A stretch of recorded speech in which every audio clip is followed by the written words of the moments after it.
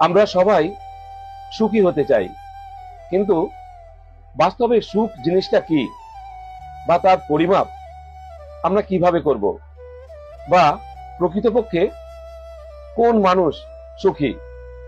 আসুন জেনে নেওয়া যাক। প্রথমত, যে ব্যক্তির কোনো ঋণ নেই, কোনো লায়াবিলিটি নেই, সেই ব্যক্তি। দ্বিতীয়ত, যার মধ্যে কোনো লোভ লালসা নেই।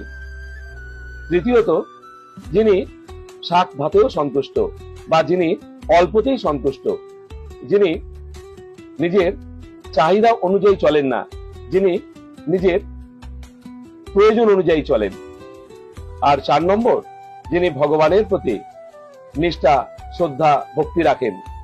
আর 5 নম্বর, যিনি বিশ্বাসী এবং পরোপকারী, যিনি অন্যের বিশ্বাস কখনো ভঙ্গ করেন না এবং যিনি পর উপকার করতে কখনো কার্পণ্য বোধ করেন না।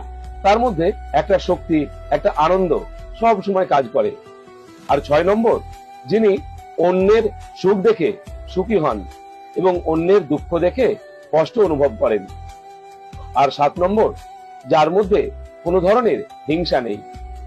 এই সকল মানুষেরা সর্বশ্রেষ্ঠ এবং এনারা সব সময় মহা আনন্দে অবস্থান করেন এবং হৃদয়ের মধ্যে সুখ অনুভব করেন। আপনারা কি বলেন? জানাবেন। জয় মহাকাল।